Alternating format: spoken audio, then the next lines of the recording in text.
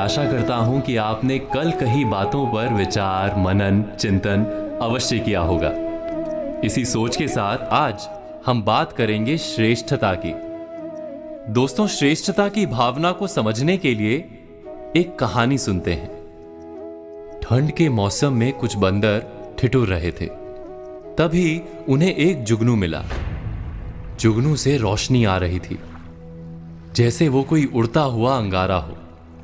बंदरों ने जुगनू को पकड़कर सूखी लकड़ियों पर रखा और सब मिलकर उसे फूंकने लगे। शायद किसी गांव में इंसानों को देखा होगा, छोटी सी चिंगारी को फूंककर आग बनाते हुए। उन्होंने भी आग लगाने का प्रयास शुरू कर दिया। कुछ ही देर में जुगनू मर गया। उससे आ रहा प्रकाश बुझ गया। बंदरों ने दूसरे जुगनू को पकड़ लिया और फिर से फूंकना शुरू कर दिया। पास के पेड़ पर एक सयानी चिड़िया बैठी थी। बंदरों की मशक्कत देखकर चिड़िया ने बंदरों से कहा कि आप बेकार मेहनत कर रहे हैं।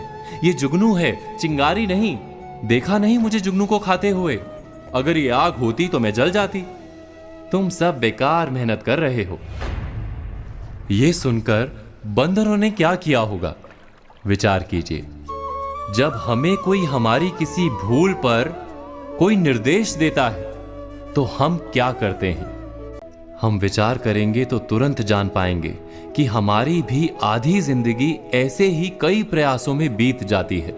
कोई आईने में अपना मुख देखकर अभिनेता बनने निकल पड़ता है। जीवन बीत जाता है मगर सफलता नहीं मिलती। कोई व्यवसाय करने का स्वप्न लेकर जीता है, नौकरी नहीं करता और दरिद्र रह जाता है। कोई जुए में लाखों जीतने का स्वप्न लेकर चलता रहता है और जीवन नष्ट कर देता है।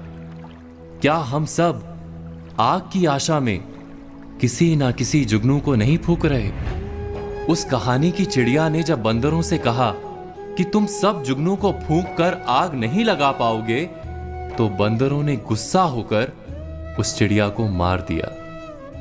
हमें भी जब कोई कहता है कि हम जिस स्वप्न को लेकर चल रहे हैं वो मिथ्या है, तो हमारा प्रतिभाव क्या ऐसा ही नहीं होता?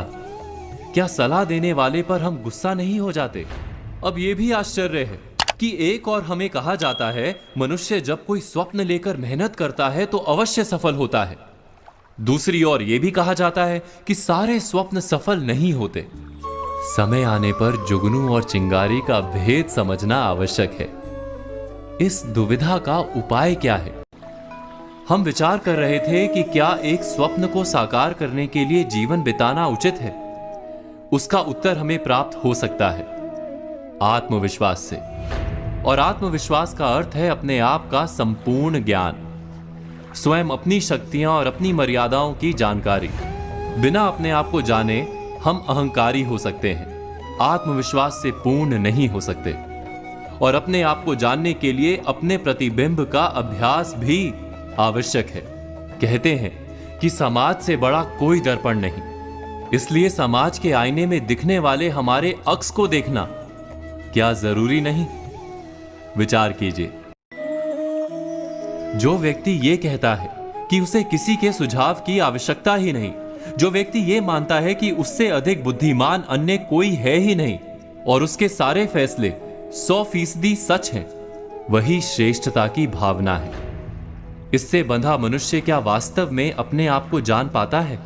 क्या उसके भीतर सच्चा आत्मविश्वास जन्म ले सकता है? कहानी के बंदरों ने चिड़िया को मारते हुए यही कहा था कि हम इतने बड़े और विशाल हैं, इतने ताकतवर हैं, हमें तुम्हारी सलाह की कोई आवश्यकता ही नहीं। इस मिथ्या भावना के कारण वो बंदर आज भी जुगनू को फूंक मारकर आग जलाने की कोशिश में ठिठुर रहे हैं। तब तक आज कही बातों पर विचार कीजिए और आने वाले कल की प्रतीक्षा कीजिए।